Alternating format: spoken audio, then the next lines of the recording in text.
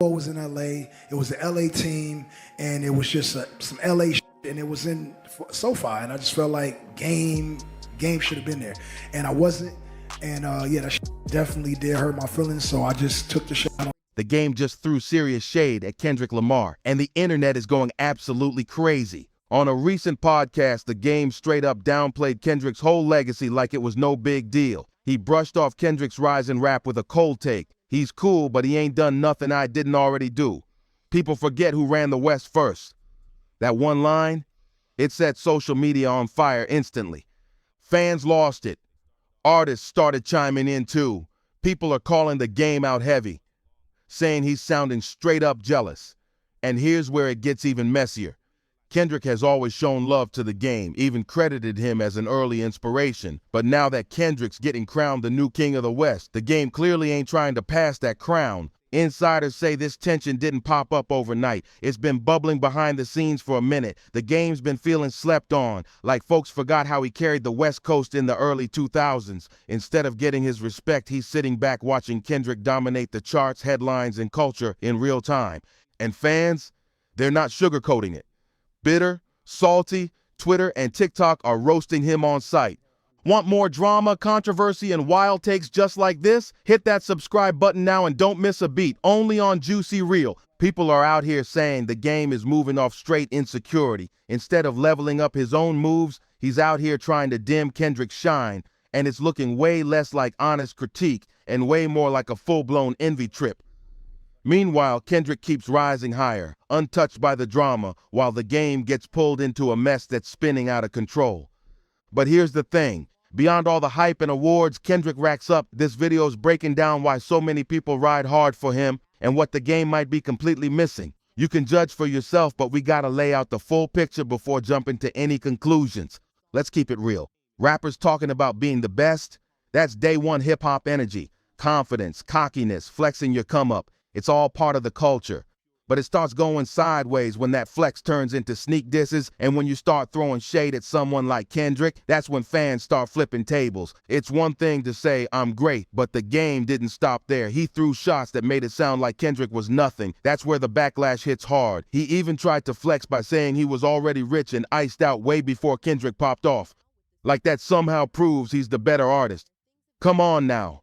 Because in this game, success ain't just about who had the cash first. It's about impact, and right now Kendrick's impact is something even money can't buy. Just because one rapper got to the luxury life early doesn't mean they're more talented or more impactful. Linking artistry to money? That's a slippery slope. The way the game framed it, like his early success somehow makes him better than Kendrick, rubbed a lot of folks the wrong way. It's giving Insecure vibes, not legendary status. And let's be honest, the game's whole argument is falling apart fast. Kendrick literally showed him love in Black Boy Fly. He gave props to artists from Compton who made it big, including the game. Even Snoop knows the real. That shout out wasn't shade, it wasn't rivalry. It was Kendrick getting real about his childhood growing up in Compton and admiring the stars who made it out. It was about respect, plain and simple. But the game flipped it. He took that one line and twisted it into this whole narrative like he was the reason Kendrick made it. Like Kendrick owes his whole career to him just because of a single bar. That's wild because the real message behind Black Boy Fly was about growth, struggles, and being inspired by the people around you. Kendrick name-dropped multiple hometown heroes in that track. It was a tribute to the city, to the people who sparked hope. It wasn't about crowning one man king. But the game, he locked in on just his name and ran with it like it was some throne pass. Missed the whole bigger picture. For more real talk and deep dives, hit that subscribe on JuicyReel.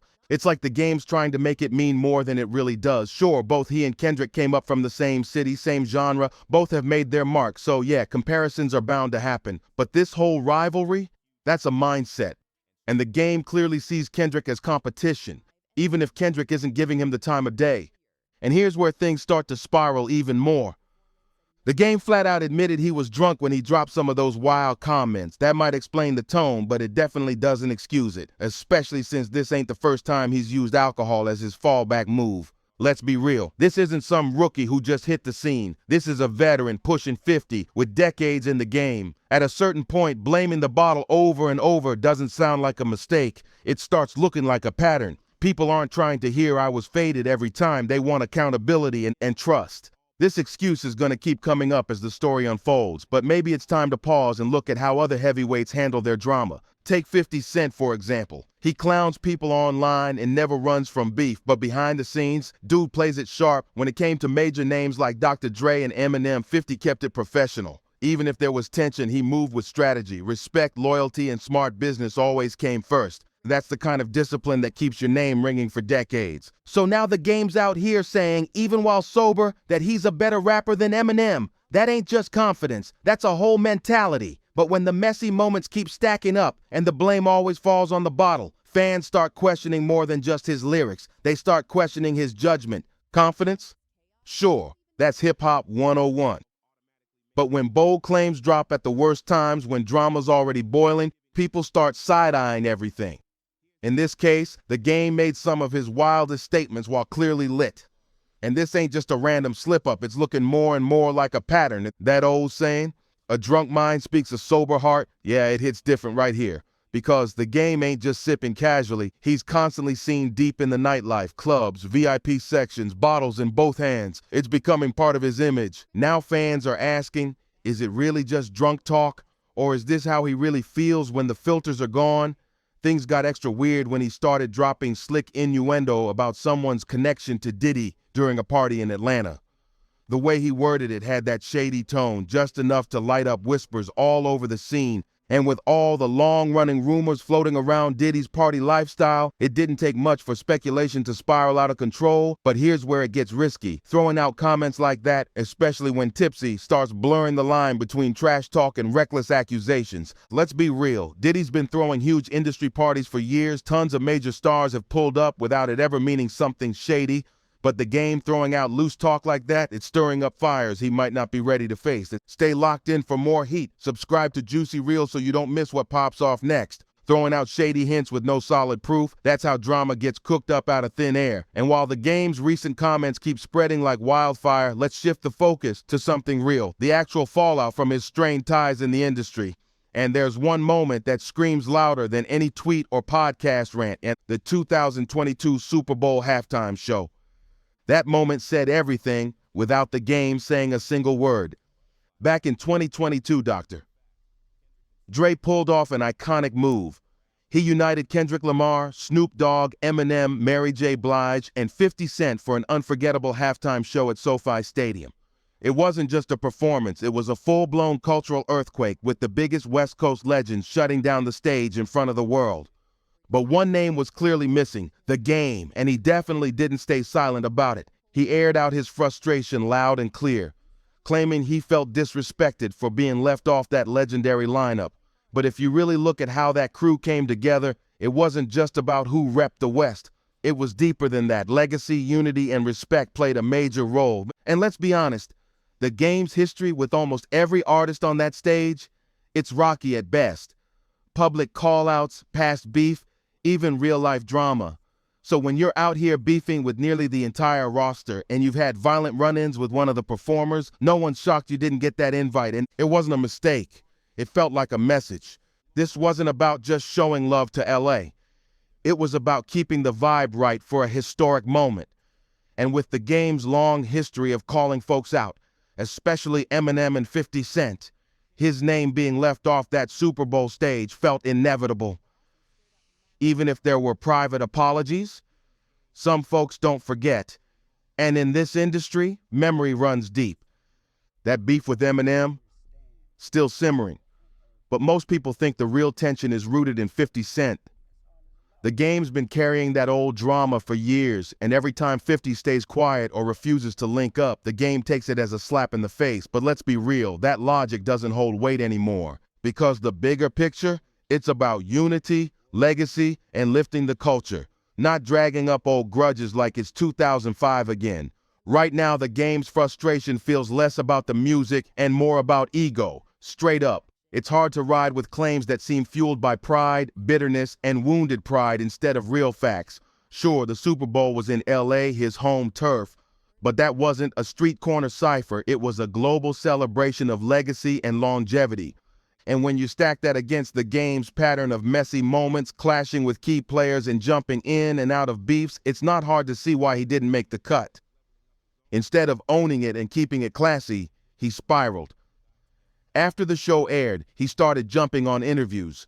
1 minute downplaying the snub, the next firing off shots at almost every single performer who hit that stage. For more of these behind-the-scenes bombshells, smash that subscribe button on JuicyReel and stay tapped in. Fans caught on fast. The math just wasn't adding up. The deeper people looked, the more it started to feel like the game's reactions weren't about principle. They were about not being picked. That's why everything he said felt so personal. The energy shifted from injustice to something way more obvious, entitlement. And it's like the game wants to be saluted every time someone drops a bar or a beat, like every move in hip-hop somehow traces back to him. And here's the wild part. This is someone who's made millions, stood shoulder to shoulder with legends, and built a solid legacy. But it still doesn't seem to be enough. There's this heavy vibe of a man watching the spotlight move on and not knowing how to let it go.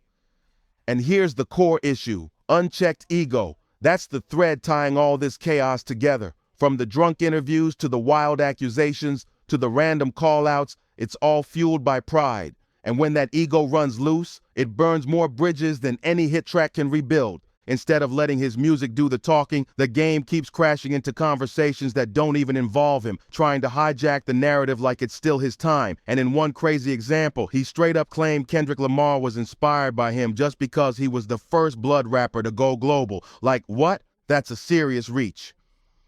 He completely skipped over West Coast icons like DJ Quick, who were putting on way before him and earned their stripes without needing to rewrite history. It's like the game's out here trying to rewrite the entire West Coast story to make himself the centerpiece while straight up erasing the OGs who came before him. That's not just disrespectful, it's flat out wrong. And it doesn't stop there. Remember that shady jab he threw at 50 Cent, saying 50 can't make great music without him? Let's be real. 50's catalog is stacked with massive hits that had nothing to do with the game. That claim crumbles the second you look at the track record, but clearly this ain't about facts. It's about the game's endless need for recognition. Now let's talk about that wild Instagram live rant that's been circling online. Most of it, just a long, emotional spiral, repeating the same played-out points. But one part had people doing double takes. He randomly claimed he almost owned half of Top Dog Entertainment. Like, what? The live was supposed to be a clapback to some online trolling, but it turned into a full-on weird flex, saying he could have owned Kendrick. That comment had nothing to do with the topic, but it said everything you needed to know. The message behind it: the game wants control over the narrative, the credit, even the history. This isn't about defending his name anymore. It's about trying to dominate spaces that have already moved way past him. And here's where things really start to blur: when someone starts pulling out old favors and past connections just to justify their current complaints. That's when it shifts from confidence to desperation. Keep it locked and subscribe to JuicyReel for more raw truths, wild moments, and deep dives that cut through the noise. You really gotta wonder, was any of it ever real? If the love and loyalty were solid from the start, why turn those moments into weapons later on? It's tough to believe the intentions were pure when every so-called unreturned favor suddenly turns into a public receipt. That ain't integrity. That's chasing clout, not respect. And that wild claim about almost owning half of TDE, let's be honest, if that had actually happened, it could have derailed the whole label before it even took off. Imagine Kendrick's career stuck under unstable leadership, tied to someone known for chaotic rollouts, beef-heavy energy, and burnt bridges all over the industry. TDE's rise. That was built on strategy, branding, and trust. Everything the game's recent behavior doesn't represent. Bringing up this so-called almost deal years later doesn't help him. It only drags the focus away from what really matters. Instead of giving a clear answer for why he got left off the Super Bowl stage, he's tossing out random old-school flexes that can't even be backed up. That ain't accountability. That's straight-up deflection. And this whole "I did it off the strength" talk, it falls flat when he's out here listing everything he ever did for Top Dog, Nipsey Hussle, and anyone else like it's a receipt. If the respect was real, if it was truly earned and locked in with the streets, there'd be no need to hop online and air it all out. That's not how legends move. That's how someone trying to stay relevant moves. Moves like that, they expose the real motive. This ain't about legacy, it's about image. When ego starts shouting louder than the truth, the whole story starts crumbling. What we're really watching here isn't some fight for fairness in the game. It's a loud case of unchecked ego and a desperate attempt to stay in the spotlight even when that spotlight clearly moved on. The game keeps trying to link himself to major moments like Kendrick's rise or Nipsey's legacy, but the way he does it, it doesn't feel like tribute. It feels like he's trying to own those moments instead of honor them. And his recent live stream, that made it crystal clear. He jumped online to clap back at internet chatter, but the way he handled it just proved what the critics have been saying all along. He kept repeating, "I don't care what the internet thinks," but then spent nearly 20 minutes explaining himself, defending his role in the culture, and stacking himself up next to Kendrick. The contradiction was loud. On one hand, he's demanding credit, saying he built platforms, gave people their shot, made major moves. But on the other hand, he's acting like none of it matters and he doesn't need validation. So which one is it? Instead of simply addressing why he was left out of the Super Bowl, just saying it straight, the live stream spiraled into a messy flex reel. Favors, name drops, and bitter shots at public opinion. Stuff no one even asked for. Want to stay plugged into the real story behind the noise? Hit that subscribe on JuicyReel and don't miss a single twist.